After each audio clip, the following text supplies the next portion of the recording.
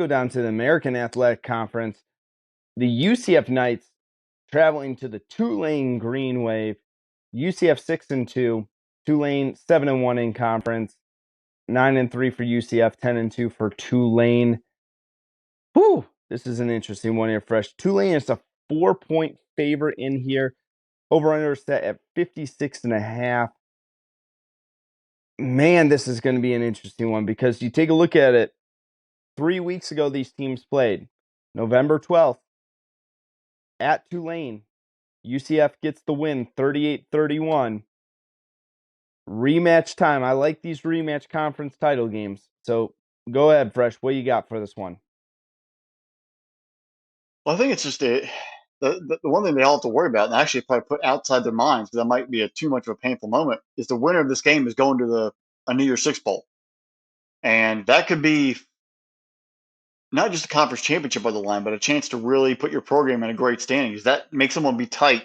Does someone really just not play to their full natural ability? Do they get locked up thinking that the pressure's there? That's the one thing you need to take in, especially for Tulane. UCF, some of these players, they've kind of expected it. They've been around playing for conference championships. Tulane's coming. They're the dark horse. They're the Cinderella this year. And that just, some of those players sort of do they let the feelings and do they get into their feelings, get in the moment too much?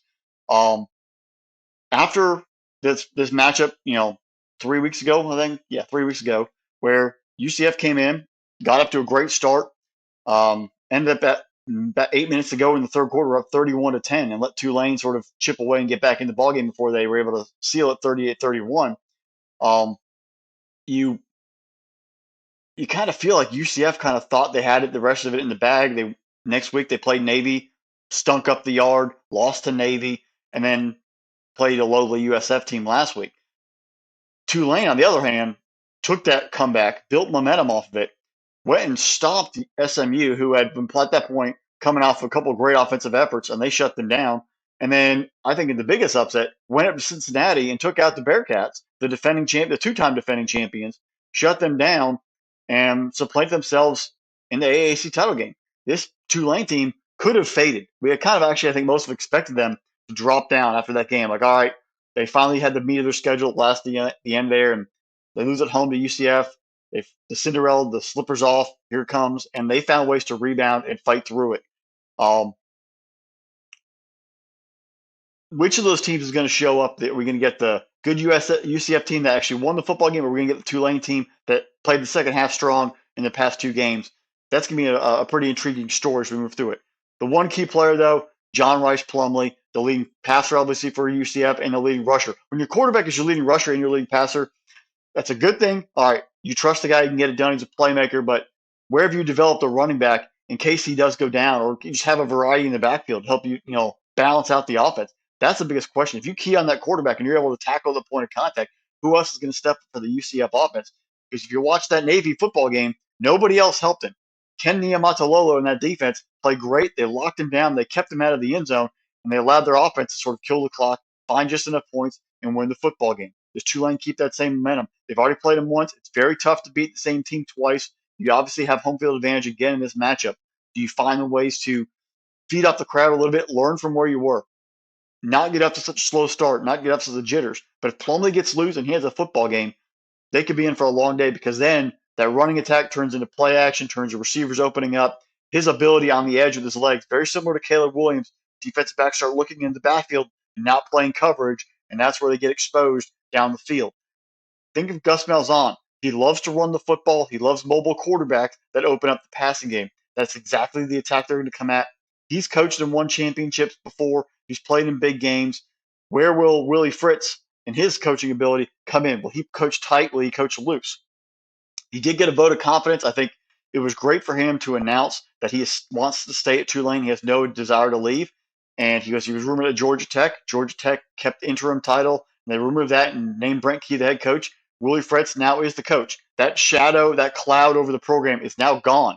If that had lasted through the week, that might have actually been much more of a factor in this football game. You kind of look at Ole Miss, the whole Lane Kiffin thing. I really think that impacted them down the stretch of who's going to be our coach. Is he going to stay? Is he going to remain? What's going to happen? This Tulane team, I think, was given second life also. But in the end, I picked UCF a long time ago. I've got to go with the Knights. I think that they've just a little more veteran leadership. They're a little more ready for the moment. They find ways to squeak it out. This will be another amazing football game going back and forth all afternoon. But the Knights find a way to get another win at Tulane and book their ticket to go on to the New Year's Six, and they're going to play Penn State in the Cotton Bowl. Fresh. The problem I kept having is that it's simple math here, Fresh. And when I looked at John Rice Plumlee for UCF, kid's been electric all year long, but he struggled at times. He's really struggled in that Navy game.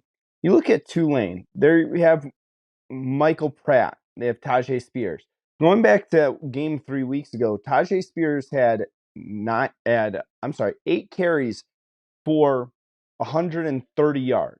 Now he had a 70-yard run in there, so I took that one out, but he's still averaging 8.5 yards a carry in that game. I think Tulane got down early in that game and had to resort to throwing the football. So you take a look at Michael Pratt. He's had a great year, 21 touchdowns on the year, 4 interceptions. What I really want to see in this game, whether or not Tulane is going to be able to get some revenge on that loss on Gus Malzahn, is the two senior wide receivers, Shane Wyatt and Deuce Watts.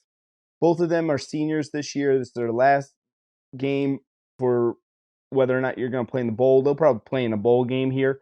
But do you go out? This is the last game you're playing in front of your home crowd. Do you go out and ball out in this game? Do you guys go out and make a difference? Are you the difference makers? Because I'm trying to look at UCF, and I'm looking at, is it Javon Baker? Is it going to be RJ Harvey? Which one of these guys is going to step up and take the burden off of John Rice Plumlee? One of them have to do it. I'm going Tulane, one, because I can't stand Gus Malzahn, so screw Gus Malzahn. Two, I kind of want Tulane to win this game because I feel like they are that team of destiny this year, just similar to how Cincinnati was last year. And the fact that I just think it'd be cool if we saw the Tulane Green Wave in a New Year's Six bowl game. Yeah, they might get boat raced by Penn State, but who cares? Let's give the kids a chance. Like everyone thought Boise State was going to get boat raced by Oklahoma, and they wound up having one of the best upsets ever. So I don't know here, Fresh. I think everyone is kind of pulling for UCF for some reason, but I'm going with the Tulane Green Wave in this game.